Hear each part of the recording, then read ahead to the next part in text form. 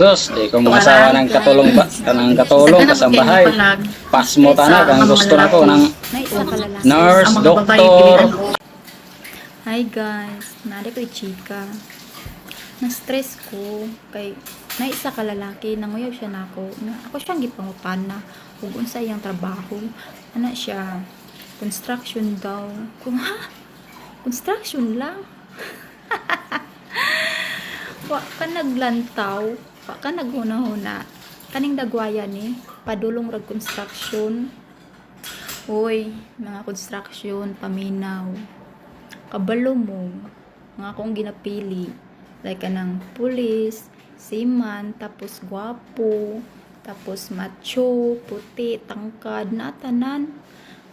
Ang sarap man ang construction pod. Uy, nga ultimo ra. Uy, di jud na ko deserve. Busa, kamong mga construction, ayaw pagtuga-tuga manguyab na ako. Kay ako, lahi akong gipangita. Kanang level.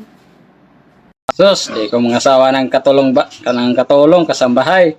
Pas mo tanak, ang gusto na ko ng nurse, doktor, abogada, maestra. Mo na kung ganahan nila. Mo na yung mga sawan ako. Abogada, maestra, engineer, o nurse, o doktor. Ang engineer pa yun. Pero kanang kasambahay, di ko anay, mapas mo tanlana. Ang gusto na ko kanang kuan gyud ng nurse, doktor, abogada, maestra, engineer. Mo na gusto na ko. So, nakuyab sa ako, guys. Usa siya ka security guard. Ayaw. Hoy, mga security guard. Sure mo sa iyong trabaho? Ayaw. Sa tinuod lang, guys, no? Di jud ko ganag mga security guard. Gamay ra kay sweldo. Niya, tagsa pa jud kay makauli sa pamilya. Noong hit kay nako ni mga security guard. Kung ikaw usa ka sa security guard, yung nagplano kang manguyab nako, ay na lang pagtuga-tuga. Kay di jud ko masugot nimo.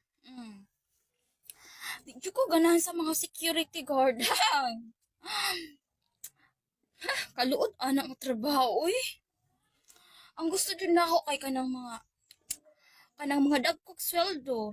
Like, seaman, nya, mga pulis, mo na akong mga type. Mo kamong boys, before mo manguyab og babae, sure na yung trabaho nga makabuhi mo. Oo, makabuhi man, pero kuan lang kanang tama-tama lang pod nga kanang sa isa ka adlaw makakaog tulo ka beses. So di jud ko ganan ang isang kahig, isang tuka lang. Gusto na ko anang dakog sweldo. Anya napukoy tayo mo shopping, dili anang ilaag ka sa imong partner pero sa mga palengke lang dapit. Gusto na ako sa kanang mga restaurant na mga mahalon. Ganang liking ana. So kamong mga sikyo, asa kayo, masugton mo na mo. Hit kay nako ni mga sikyo ay. Ew. Di mo tugad-tugad panguyab sa ko ang mga sikyo ha. Kay di mo maka-afford. Di mo ka-afford sa akong gusto, okay? Lord sikyo. Tuara. Taga na pud kay hindi palag sa ang mga lalaki kung ang mga babae pilian o na trabaho. Simple naman kayo guys, kay kami mga babae dili may gusto magkalisod me in future. Tahay construction worker lang among mabana. Nya siya lang among saligan kay kasagarat ba sa lalaki gusto nila kanang babae na nang sa balay at imanon lang sila. Unya construction worker lang yung trabaho. Unsa yung ibuhi sa mua, di ba? Dili mi ninyo mapugos kung dili mi ganang construction worker. Although nindot man na siya na trabaho kanang ginaingon ninyo nga sa tarong nga trabaho.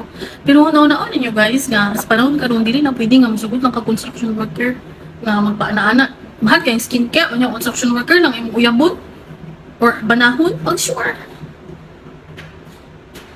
Dili mi ninyo mapugos, dili mi manguyab og construction worker o gusto na mo mga seaman o gusto na mo mga unsa para engineer. Ug makaya, di okay. O dili makaya, di wala. So, ano man ang kuan guys, unsaon man ang pagpalangga sa construction worker. Ha?